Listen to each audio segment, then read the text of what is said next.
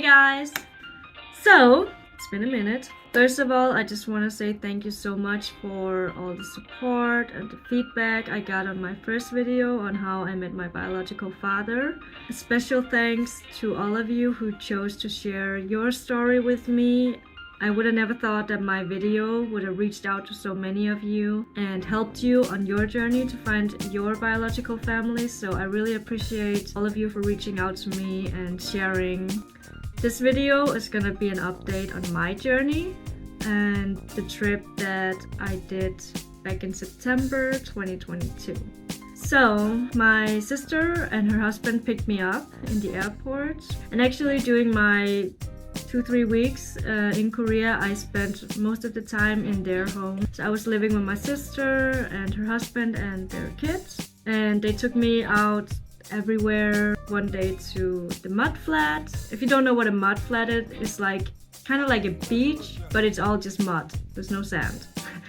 And we went there with the kids to catch some small crabs and fish and shellfish, I guess they're called. I don't know actually the real name, but it was a nice day trip out and the weather was amazing.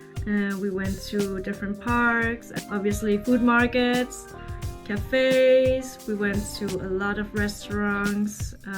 They let me try a lot of different Korean food, which I would have never tried if I had just gone on my own. Of course, we also did some home cooking. My favorite was when we did crab, and we would buy it fresh from the food market and then cook it at home. My sister has her own salon, I would say.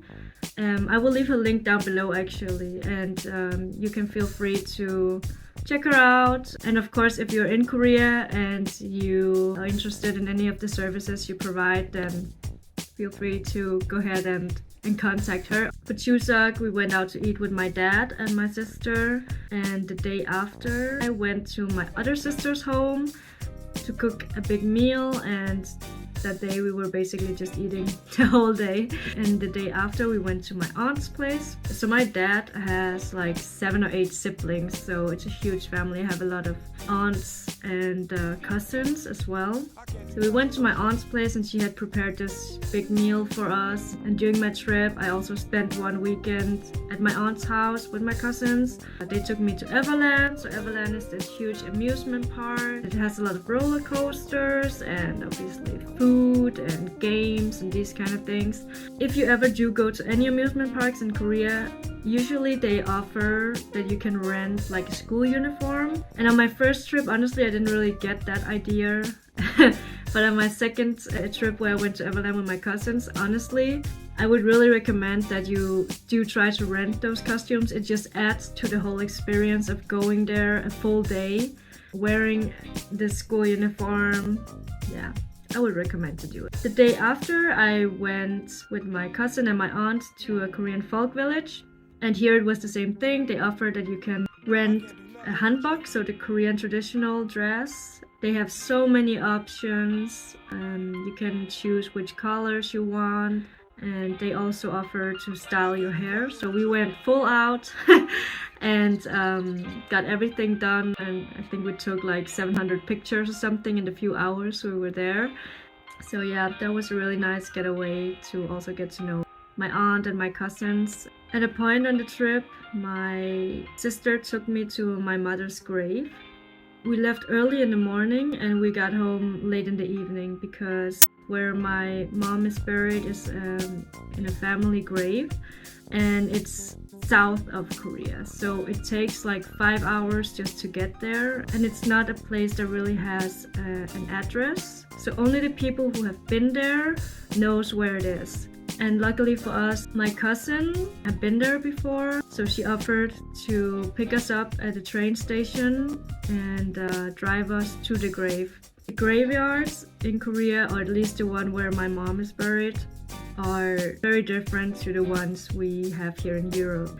In Korea, you have a stone where you put all of the offerings to the dead.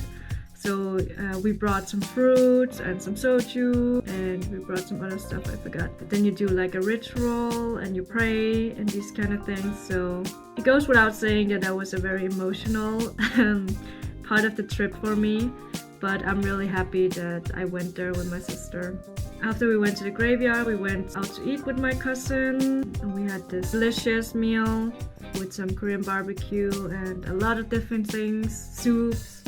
All in all, in the trip, thought I was gonna record a lot of vlogging and take you with me to different locations, but in the end it was really just about getting to know my family, meeting them and bonding with them. I did record a lot, but I didn't do any vlogging, which is why I'm doing this kind of dialogue right now. I'm going on a third trip, which is already planned in May.